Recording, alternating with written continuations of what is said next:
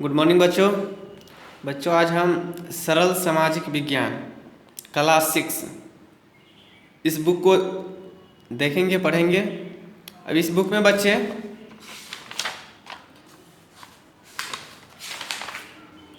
First lesson आप सबको understanding और रीडिंग हो गया था।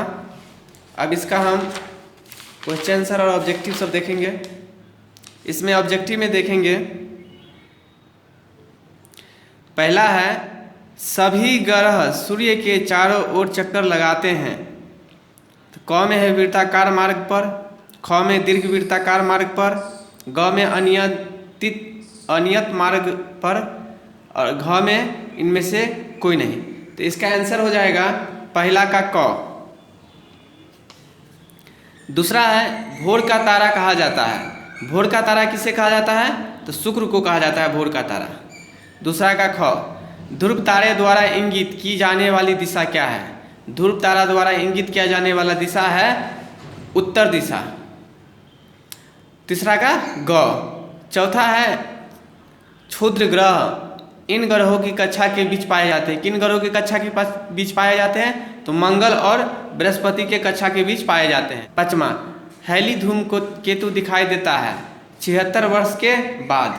आप देखिए बच्चे, फिर पहला में लिखा हुआ है प्रत्येक प्रश्न का संक्षिप्त उत्तर दीजिए। पहला का क है पृथ्वी का सौर मंडल कौन सी आकाश गंगा में स्थित है? तो इसका आंसर हो जाएगा मिल्की वे। ख है सौर मंडल के केंद्र में कौन स्थित है? तो सूर्य। ग है सौर मंडल के सबसे गर्म ग्रह का नाम बताइए। तो इसका आंसर हो जाएगा बुध। घ है सौर मंडल का सबसे विशाल ग्रह कौन सा है? तो बृहस्पति। और सौर मंडल में सबसे बड़ा क्षुद्र ग्रह कौन सा है? तो सेरेस। च है कौन से खगोलीय पिंड को टूटता हुआ तारा भी कहा जाता है? तो क्षुद्र ग्रह को। छ, किसी भी नियतकालीन धूमकेतु का नाम बताइए। तो इस धूमकेतु का नाम है हेली धूमकेतु। अब हो गया बच्चे, इसको आप अपने नोटबुक पे फेर कर लीजिएगा। अब आगे देखिए, आगे है दूसरा है निम्नलिखित प्रश्नों का सविस्तार उत्तर दीजिए। इसका क्या करना है? सविस्तार, विस्तार के साथ जो है उत्तर देना है। तो दूसरा का क में लिखा हुआ है ब्रह्मांड पर एक टिप्पणी लिखिए। तो बच्चे इसका हम बुक में टिक लगा दिए हैं। इसका आंसर ब्रह्मांड पे टिक लगाइए, ब्रह्मांड पर एक टिप्पणी लिखिए। इसका जो है पेज नंबर 5 में मिल जाएगा आपको। पेज नंबर 5 देखते हैं। पेज नंबर 5 में यहाँ देखिए आपके नजर आ रहा होगा ब्रह्मांड। इस ब्रह्मांड पर एक टिप्पणी लिखना था। दूसरा का क था, दूसरा का क का टिक लगा दिए हैं। देख लीजिए यहाँ से लेके और यहाँ तक, ये टिक जो लगा हुआ है ये यहाँ तक आंसर लिखना है आपको। यहाँ से लेके यहाँ तक आप अपने नोटबुक पर लिख लीजिएगा। अब है दूसरा का ख, खगोलीय पिंड क्या है? सविस्तार वर्णन कीजिए। इसका आंसर पेज नंबर 6 में है। पेज नंबर 6 देख लेते हैं। यहाँ पर लिखा हुआ है दूसरा का ख, सौर मंडल लिखा हुआ। सौर मंडल सूर्य के परिवार होता है। यहाँ से लेके आप यहाँ तक इसका आंसर लिख लीजिए।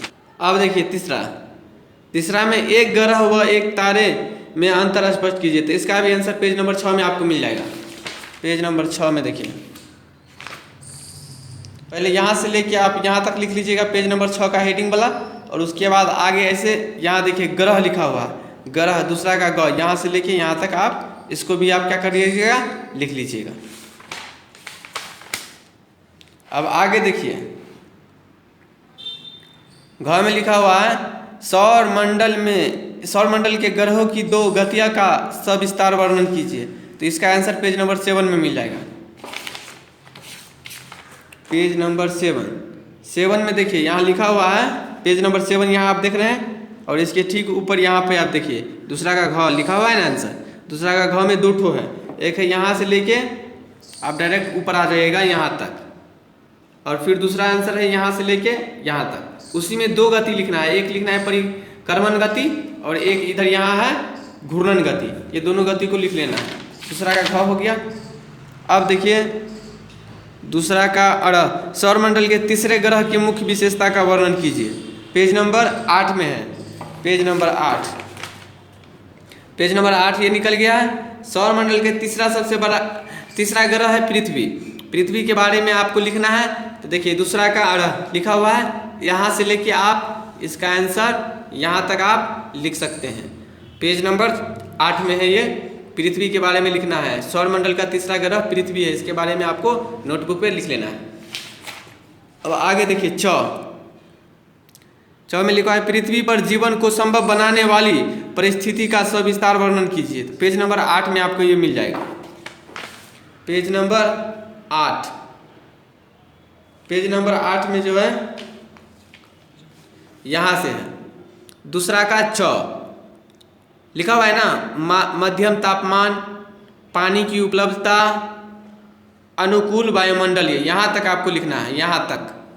दूसरा का चौ में यहाँ से लेके यहाँ तक आपको लिखना है। देखिए यहाँ नीचे में लिखा है पेज नंबर 8, इसके ऊपर में ये है, इसका आंसर ये आप नोटबुक पे लिख लीजिएगा, दूसरा का चौ का आंसर। अब दूसरा का छ देखिए, एक प्राकृतिक उपग्रह व एक मानव निर्मित उपग्रह में अंतर स्पष्ट कीजिए। पेज नंबर 8 में आपको मिल जाएगा ये, पेज नंबर 8 ही है।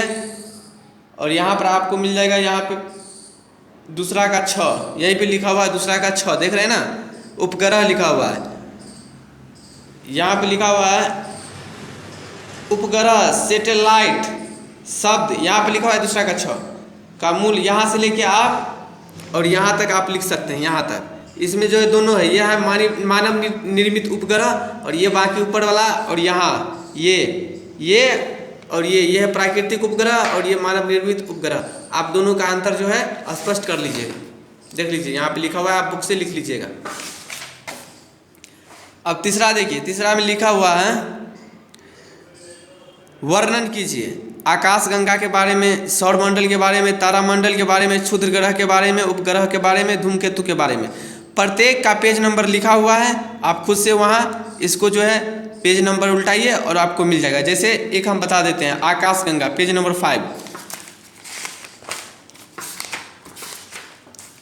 पेज नंबर 5 है, यहाँ ऊपर में देखिए, यहाँ पर लिखा हुआ है आकाशगंगा लिखा हुआ है ना, तीसरा का कॉल लिखा हुआ है आंसर। इसको आप पूरा नोटबुक पे यहाँ तक लिख लीजिएगा, टिक लगा हुआ है आपके। उसके बाद देख लीजिए सौरमंडल पेज नंबर 6, पेज नंबर 6 में देखिए सौरमंडल लिखा होगा, सौरमंडल लिखा हुआ है यहाँ पे, दूसरा का ख, इसके बारे में आप लिख लीजिएगा, इसके बारे में आप आराम से लिख लीजिएगा। और इस सौरमंडल में यहाँ से लेके यहाँ तक लिखने के बाद सूर्य के जो 8 ग्रह हैं उस ग्रह के बारे में भी आपको लिखना है और आप लिख लीजिएगा। जैसे यहाँ पे लिखा हुआ है ग्रह का नाम, बुध, शुक्र, पृथ्वी, मंगल, बृहस्पति, शनि, अरुण और वरुण, ये सब भी आप लिख लीजिएगा इसमें सौरमंडल में। अब आगे है तारामंडल पेज नंबर 5, पेज नंबर 5 में देख लीजिए आप, पेज नंबर 6, पेज नंबर 5 में तारा एवं तारामंडल, तीसरा का गौ लिखा हुआ है, यहाँ से लेके इसका आंसर यहाँ तक आप लिख लीजिएगा। अब है घ में क्षुद्र ग्रह पेज नंबर 9, पेज नंबर 9 देखिए, यहाँ पे लिखा हुआ है पेज नंबर 9 और इसमें लिखा होगा क्षुद्र ग्रह, यहाँ लिखा हुआ है क्षुद्र ग्रह, तीसरा का घ लिखा हुआ, यहाँ से लेके इसका आंसर आपको इस साइड इसका पेज है, यहाँ तक मिल जाएगा इसका आंसर, आप खुद से लिख लीजिएगा। अब आगे देखिए लिखा हुआ है उपग्रह, उपग्रह पेज नंबर 8 में है, पेज नंबर 8 में देखिए लिखा हुआ है ना उपग्रह, यहाँ है तीसरा का अड़ है ना, तीसरा का अड़, उपग्रह के बारे में आप यहाँ से लेके यहाँ तक लिख लीजिएगा। दूसरा का छ और तीसरा का अड़ दोनों सेम ही है, इसको आप लिख लीजिएगा। अब है चौ में है धूमकेतु, पेज नंबर 10 में आपको मिल जाएगा। देखिए पेज नंबर यहाँ 10 लिखा हुआ, पेज नंबर 10 में सीधे आप ऊपर जाइएगा तो यहाँ पे आपको लिखा रहेगा धूमकेतु, लिखा हुआ है वहाँ पे तीसरा का च और यहाँ पे लिखा हुआ है देखिए धूमकेतु के बारे में, यहाँ से लेके यहाँ तक आप खुद लिख लीजिएगा। आप अपने बुक की सहायता से इसको लिख लीजिएगा या वीडियो को पॉज करके भी आप लिख सकते हैं, क्योंकि आपको क्लियर साफ साफ समझ में आ रही है। और अपने नोटबुक पर इसका फेर कर लीजिएगा। ये इतना हो गया। अब इधर आइए, यहाँ चौथा में लिखा हुआ है निम्नलिखित रिक्त स्थानों में सभी ग्रहों के नाम लिखिए। आप देखिए ये सूर्य है, सूर्य के सबसे नज़दीक कौन ग्रह रहता है? बुध। बुध और उसके बाद जो है सो जितना गरा है उसको सीरियल वाइज खुद से आप भर लीजिएगा, काहे कि ये आप बुक में फिगर दिया हुआ है और उसके अनुसार से जो है आप खुद से इसको भर लीजिएगा। अब देखिए 5वां है निम्नलिखित में प्रत्येक का एक अन्य नाम लिखिए। जैसे यहाँ लिखा हुआ है निहारिका, अर्सा मेजर, तो इसका हो गया अर्सा माइनर। घुमक्कर धूमकेतु है। लाल ग्रह किसको कहते हैं तो मंगल को। नीला ग्रह किसको कहते हैं पृथ्वी को। बाकी सब आप खुद से लिख लीजिएगा। जैसे इसका जो है कुछ हेडिंग इधर आपको मिल जाएगा, आपको इसका पेज नंबर 6 में मिल जाएगा। पेज नंबर 6 लिखा हुआ है, यहाँ पर देखिए कुछ अन्य तारामंडल के नाम हैं अर्सा माइनर, ओरियन, मृगनक्षत्र, केनिस, मेजर, स्कॉर्पियो, वृश्चिक तथा सिग्नस, हंस, ये सब आप लिख लीजिएगा। अब जो है देखिए बच्चे 6ठा नंबर में लिखा हुआ है सही बॉक्स पर सही का चिन्ह लगाएं। यहाँ पर लिखा हुआ है लाल ग्रह। लाल ग्रह किसको कहते हैं? बुध, शुक्र, पृथ्वी, मंगल, बृहस्पति, शनि, अरुण या वरुण। तो लाल ग्रह मंगल को कहते हैं। नीला ग्रह किसके कहते हैं? तो बुध, शुक्र, पृथ्वी, मंगल, बृहस्पति, शनि, अरुण या वरुण। तो नीला ग्रह पृथ्वी को कहते हैं, तो पृथ्वी के सामने टिक लगाएंगे। उसके बाद लिखा हुआ है ठोस ग्रह क्या है? तो बुध, शुक्र, पृथ्वी और मंगल, ये चारों क्या है? ठोस ग्रह है। भोर का तारा किससे कहते हैं? भोर का तारा कहते हैं हम शुक्र को, तो शुक्र के सामने लिख देंगे। अब लिखा हुआ है